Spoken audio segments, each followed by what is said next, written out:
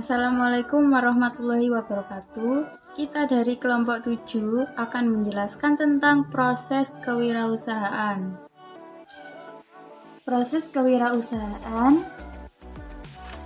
dibagi menjadi 3, yaitu proses awal kewirausahaan, dan proses perkembangan kewirausahaan, dan yang terakhir proses pertumbuhan kewirausahaan. Proses awal kewirausahaan diawali dengan tantangan sebagai aksioma. Aksioma adalah pernyataan yang dapat diterima sebagai kebenaran tanpa pembuktian.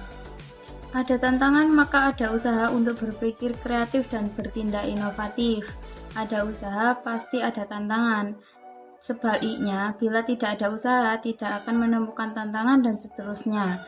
Bila tidak ada tantangan, tidak akan ada usaha, yaitu berpikir kreatif dan bertindak inovatif.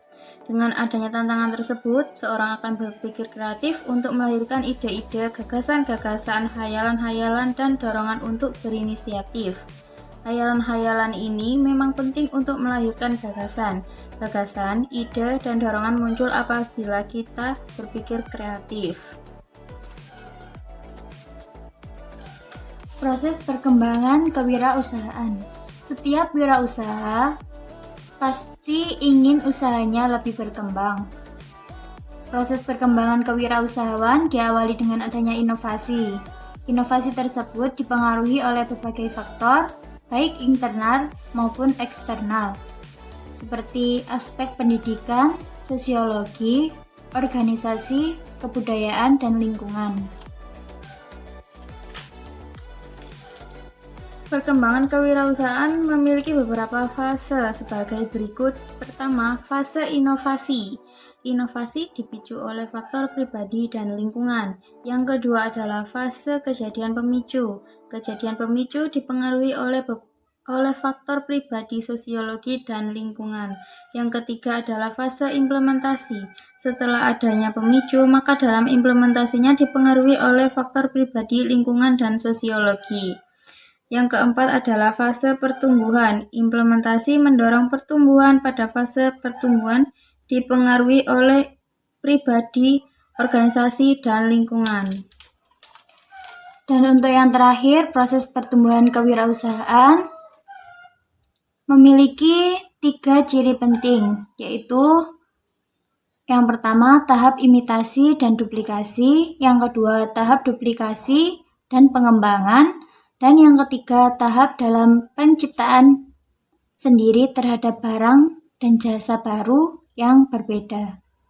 Pada tahap pertama, yaitu proses imitasi dan duplikasi, para wirausahawan mulai meniru ide dari orang lain, misalnya menciptakan jenis produk yang sudah ada, baik dari segi teknik produksi, desain, pemrosesan, organisasi usaha, maupun pola pemasarannya.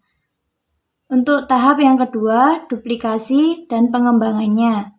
Para wirausahawan mulai mengembangkan ide-ide barunya dalam menduplikasi produk. Misalnya, wirausahawan mulai mengembangkan produknya melalui diversifikasi dan diferensiasi dengan desain sendiri.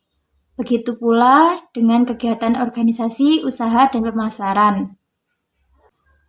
Tahap ketiga, yaitu menciptakan sesuatu yang baru dan berbeda. Melalui ide-ide sendiri, mereka menciptakan sendiri sesuatu yang baru dan berbeda sampai terus berkembang. Pada tahap ini, wirausahawan biasanya mulai merasakan kebosanan dengan proses produksi yang ada, keingintahuan dan ketidakpuasan, kebosanan terhadap hasil yang sudah ada mulai timbul sehingga tercipta semangat dan keinginan untuk mencapai hasil yang lebih unggul. Sekian dari kelompok kita, kurang lebihnya mohon maaf yang sebesar-besarnya. Terima kasih. Wassalamualaikum warahmatullahi wabarakatuh.